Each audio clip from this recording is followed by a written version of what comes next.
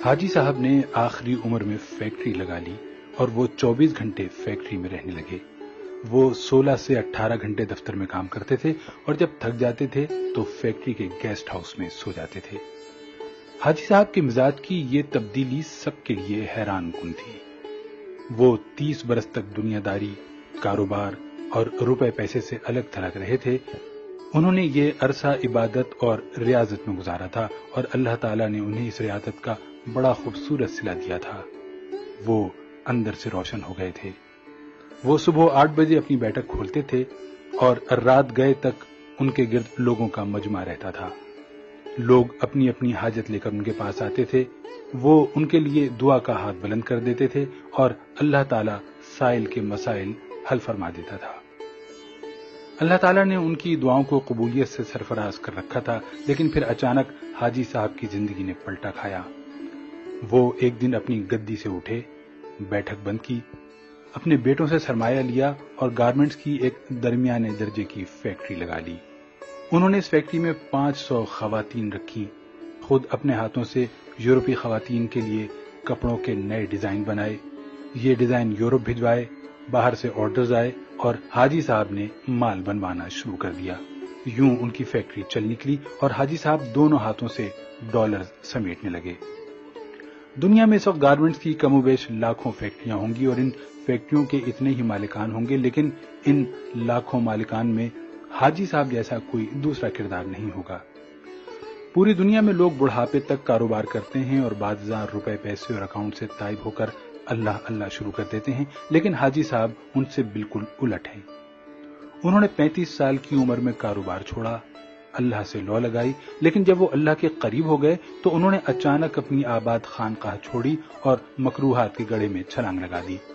وہ دنیا کے واحد بزنس مین ہیں جو فیکٹری سے درگاہ تک گئے تھے اور پھر درگاہ سے واپس فیکٹری پر آ گئے۔ حاجی صاحب کی کہانی ایک کتے سے شروع ہوئی تھی اور کتے پر ہی آ کر ختم ہوئی۔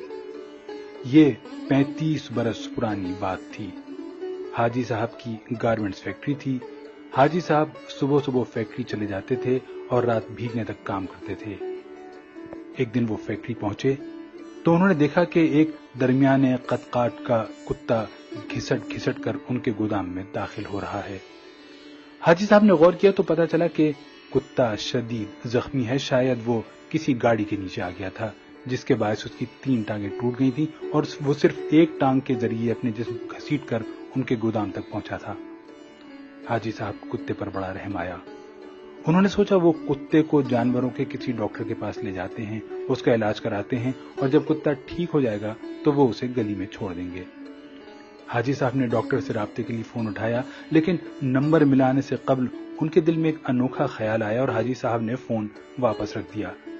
حاجی صاحب نے سوچا کتا شدید زخمی ہے، اس کی 3 ٹانگیں ٹوٹ چکی ہیں، اس کا جبڑا زخمی ہے اور پیٹ پر بھی چوٹ کا نشان ہے، چنانچہ کتا اب روزی روٹی کا بندوبست نہیں کر سکتا۔ حاجی صاحب نے سوچا اب دیکھنا یہ ہے کہ قدرت اس کتے کی خوراک کا بندوبست کیسے کرتی ہے۔ حاجی صاحب نے مشاہدے کا فیصلہ کیا اور چپ چاپ بیٹھ گئے۔ وہ کتا سارا دن گودام میں بے ہوش پڑا رہا۔ شام کو جب اندھیرا پھیلنے لگا تو حاجی صاحب نے دیکھا ان کی فیکٹری کے گیٹ کے نیچے سے ایک دوسرا کتا اندر داخل ہوا۔ کتے کے منہ میں ایک لمبی سی بوٹی تھی۔ کتا چھپتا چھپاتا گودام تک پہنچا، زخمی کتے کے قریب آیا، اس نے پاؤں سے زخمی کتے کو جگایا اور بوٹی اس کے منہ میں دے دی۔ زخمی کتے کا جبڑا حرکت نہیں کر پا رہا تھا، چنانچہ اس نے بوٹی واپس اگل دی۔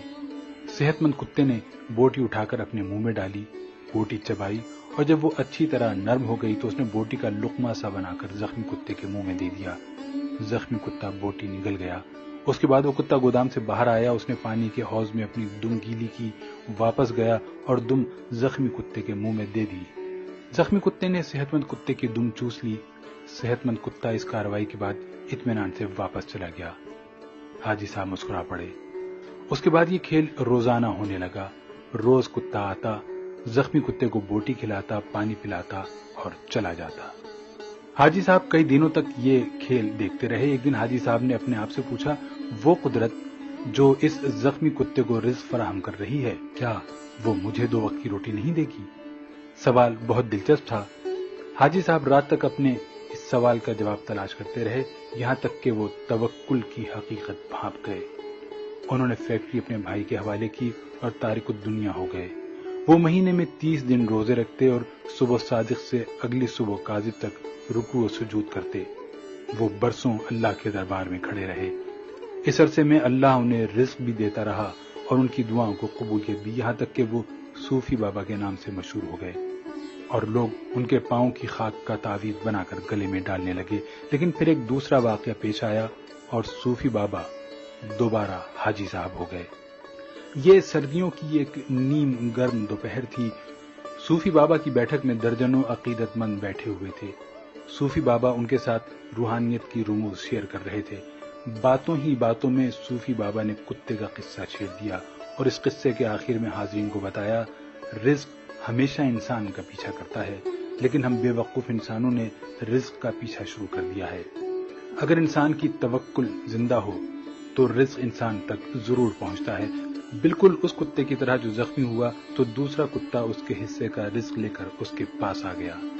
میں نے اس زخمی کتے سے توکل سیکھی، میں نے دنیا داری ترک کی اور اللہ کی راہ میں نکل آیا۔ آج اس راہ کا انعام ہے، میں آپ کے درمیان بیٹھا ہوں۔ ان 30 برسوں میں کوئی ایسا دن نہیں گزرا جب اللہ تعالیٰ نے کسی نہ کسی وسیلے سے مجھے رزق نہ دیا ہو یا میں کسی رات بھوکا سویا ہوں۔ میں ہمیشہ اس زخمی کتے کو تھینک یو کہتا رہتا ہوں جس نے مجھے توکل کا سبق سکھایا تھا۔